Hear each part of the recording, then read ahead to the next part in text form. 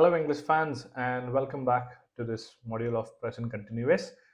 So நம்ம இந்த வீடியோவில் ப்ரெசன்ட் கண்டினியூஸ் டென்ஸோடைய அப்ளிகேஷன்ஸ் எக்ஸாம்பிள்ஸோட பார்க்க போகிறோம். எங்கே யூஸ் பண்ணணும் நம்ம ஏற்கனவே பார்த்துட்டோம், பட் எக்ஸாம்பிள்ஸோட இந்த வீடியோவில் நம்ம பார்க்க போகிறோம். Okay, actions right now at the moment of speaking. நான் ஏற்கனவே சொன்ன மாதிரி ப்ரெசன்ட் கண்டினியூஸ் டென்ஸ் வந்து நம்ம பேசிகிட்டு இருக்கும்போது ஒரு ஆக்ஷன் சைமல்டேனியஸ் நடந்துட்டு இருக்கு, இல்லை நம்ம சுற்றி நடந்துட்டு இருக்கு, இப்போ நடந்துட்டு இருக்கு, கரண்டாக நடந்துட்டு இருக்கு அப்படின்னா then we use present continuous tense. So இங்கே பாருங்க, he is not cooking dinner, he is watching TV. இது ரெண்டுமே வந்து கண்ட்ராக்டட் ஃபார்ம்ஸில் இருக்கு. ஸோ he is என்பது தான் he is அப்படின்ற கண்ட்ராக்டட் ஃபார்ம்ஸில் இருக்கு. So he is not cooking dinner, அவர் வந்து டின்னர் வந்து குக் பண்ணல, அவர் வந்து டிவியை வாட்ச் பண்ணிட்டு இருக்காரு. இங்கே நல்லா பார்த்துக்கோங்க, he is not தான் இருக்கு, இங்கே does or don't வச்சு நம்ம ஃப்ரேம் பண்ணல. Here it is completely present continuous. So we use be plus not plus ing.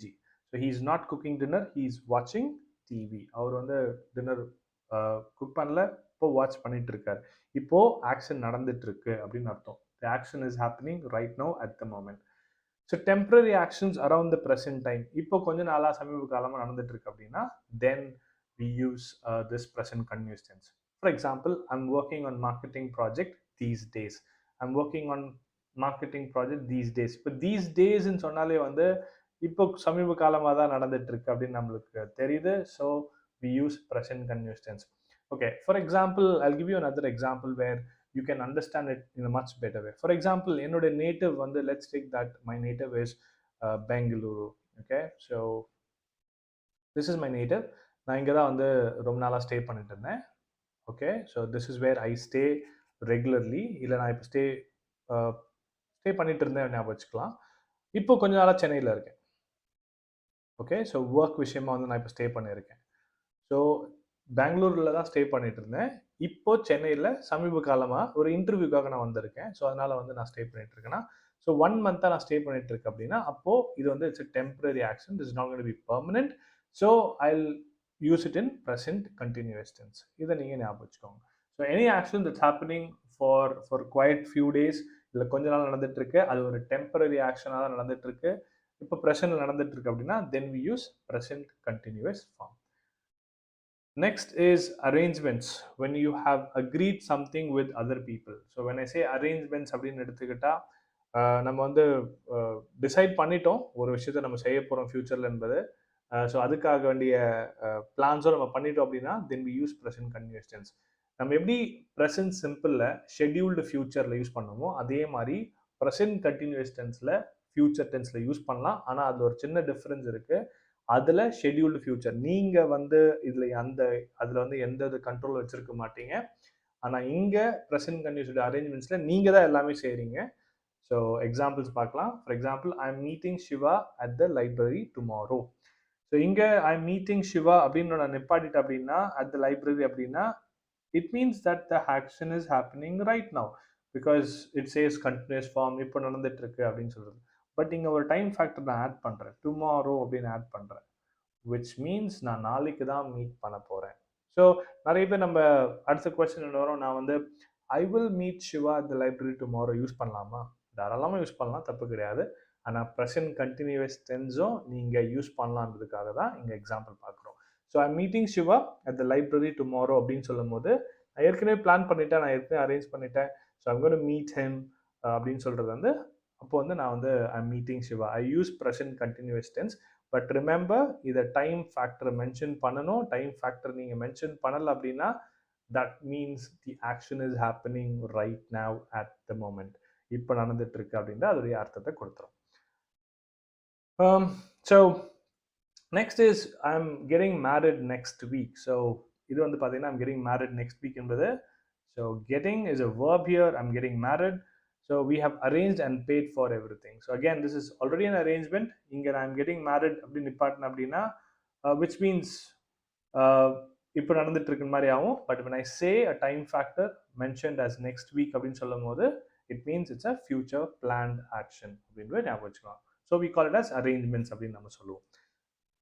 Okay, they are traveling around Asia this year. So இங்கேயும் பார்த்தீங்கன்னா they are planned to travel around Asia. அதாவது Asia இந்த வருஷத்தில் வந்து அவங்க Asia travel பண்ண போகிறாங்க. அப்போது which means in future they are going to travel, we use present continuous tense. even for future actions என்பது இது ஒரு எக்ஸாம்பிளா நீங்க கன்சிடர் பண்ணலாம். ஓகே, ஸோ வேற எந்த இடத்துல அப்படின்னு பார்த்தீங்கன்னா we also use with be going to. நான் ஏற்கனவே சொல்லியிருந்தேன் be இங்க வந்து பார்த்தீங்கன்னா it is not a verb, it is a be form which we call as it is an auxiliary verb.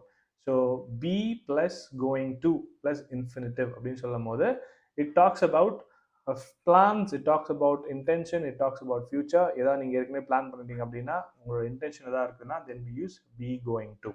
Okay, let's look at some of the examples. So here when you have already decided to do something in the future, நம்ம ஏற்கனவே decide பண்ணிட்டோம் இதுதான் பண்ண போறோம் என்பதை வந்து நம்ம ஏற்கனவே டிசைட் பண்ணிட்டோம். So then we use be going to plus infinitive.